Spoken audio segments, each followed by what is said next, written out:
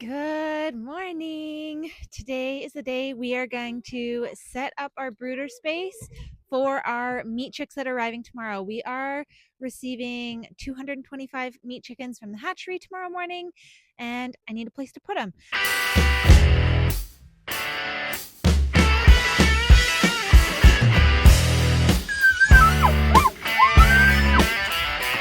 So I'll show you guys kind of how I set this up.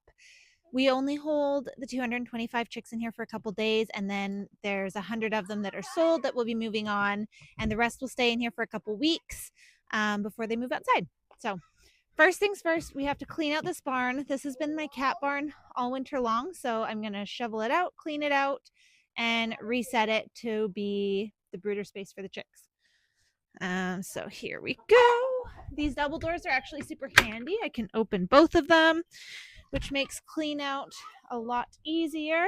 So this whole side here is going to be the brooder side where we keep the chicks. I've got it set up with electricity in here for heat lamps and such. And that way I can actually house quite a few chickens in here.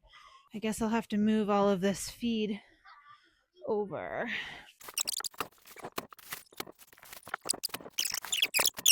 All right, now that I've freed up that space, I'm going to shovel this out. And then I will get the border put up and some shavings put down, heat lamps organized, and we will be well on our way to having it ready. This is all just straw that I deep bedded this with for the winter time for the cats. So it's just dry. If this would have been dirty chicken stuff, I would be wearing a mask. But because I know that it's just clean straw that I used for deep bedding, I'm not worried.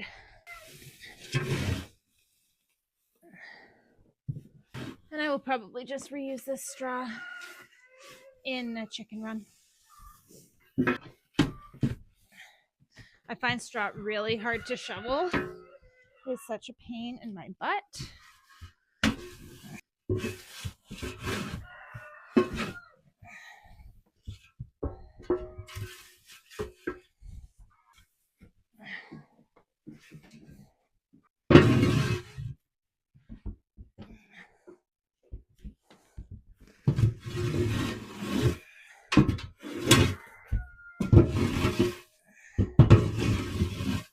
Watch out.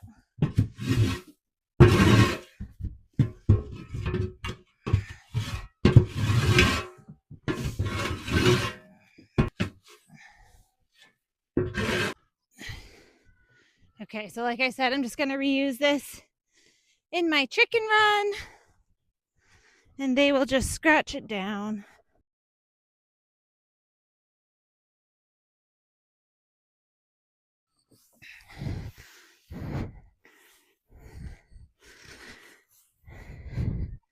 And chickens actually love scratching straw down, so I'm just gonna leave that there.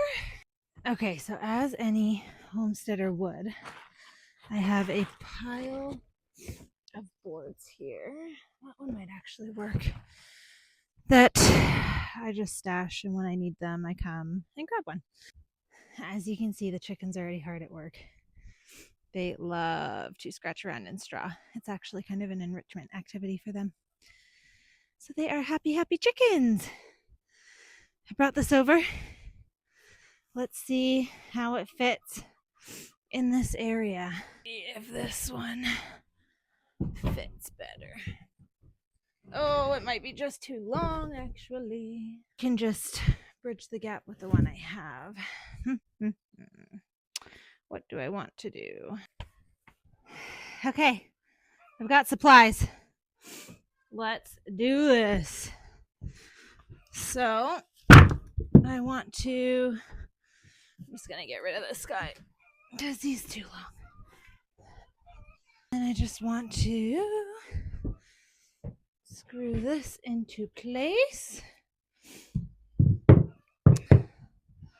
Let me see. Oh, that'll fit perfect. Oh, there's a screw there. That needs to come out. And then it would fit perfect. Here we go.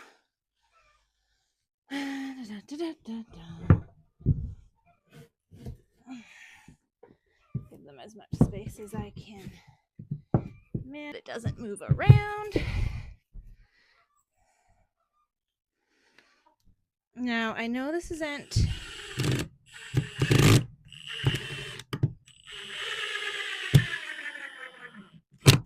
the tallest, but when they're just little, it does work to hold them in.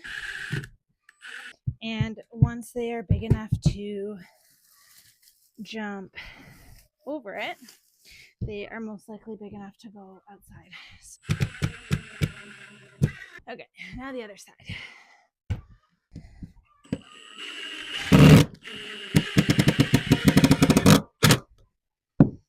then I'll just...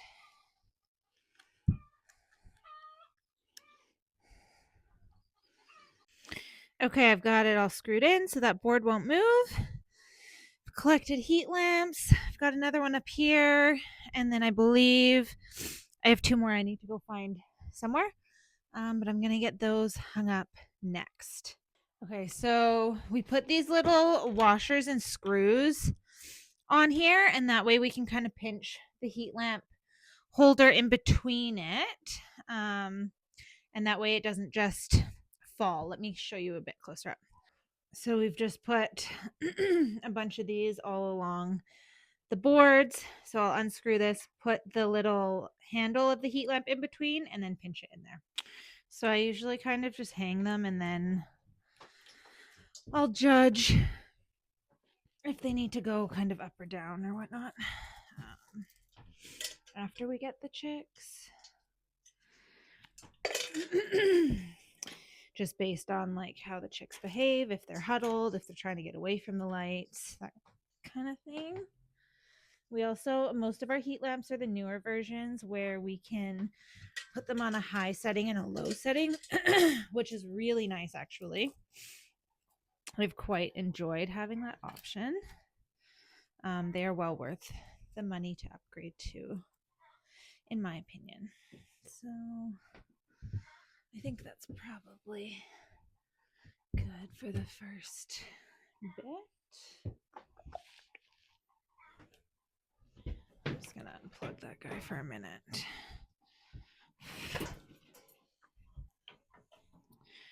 Bring that up and over. Okay. Plug that guy in. I've got one with a really short cord, so that one's gonna go down over here on this one.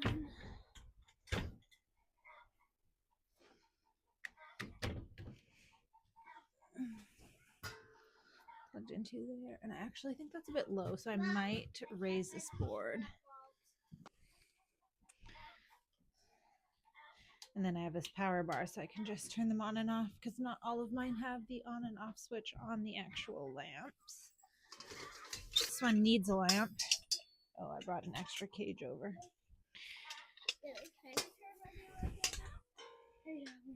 This one's got the extensions already. Bring it down. How about there? Oh, it needs to be pinched in a little bit more.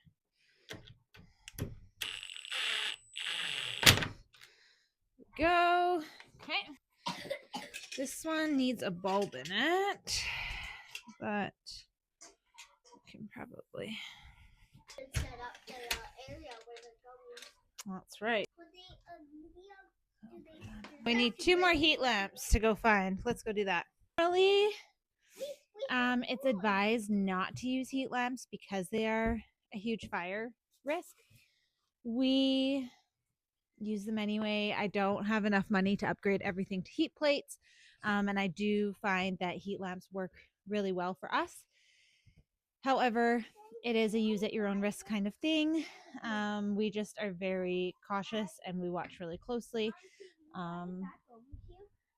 And we just find that the risk at this point for us is worth it for where we use them, how often we use them, how many we need, all that kind of stuff.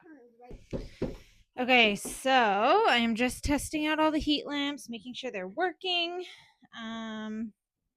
This is actually a short cord, so I'm going to switch spots with this guy. I do need one more heat lamp, but I'm using it in a brooder in my basement. So I'm going to have to move the chicks out of that brooder into my big coop brooder so that works. So I'll move it over later.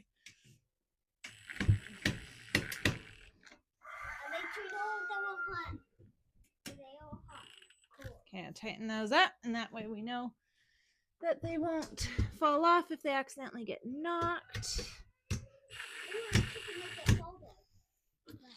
Because we don't want the bulbs falling.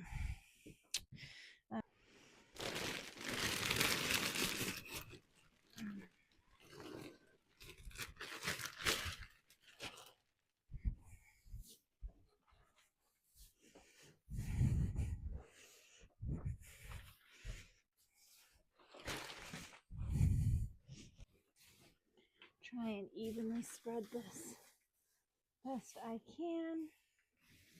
And then we will add some waters and feeders.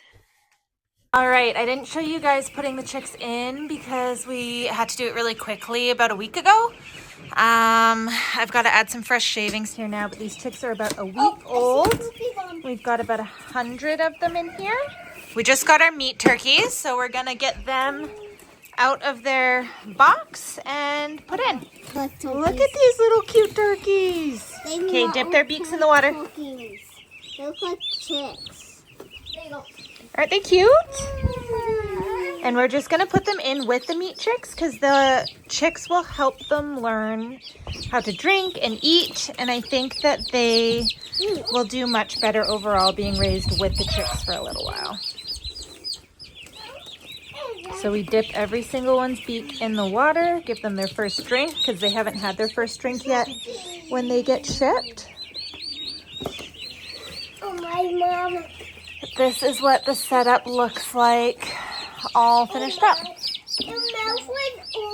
And then we use an all flock starter so that it is good for both the turkeys and the chicks. Thank you so much for watching our video. I hope that you learned something. And if you have any questions about raising your own meat chicks or turkeys, feel free to drop them below. And as always, please subscribe, like, and share our videos. It really does support our farm and our family, and we appreciate it so, so much.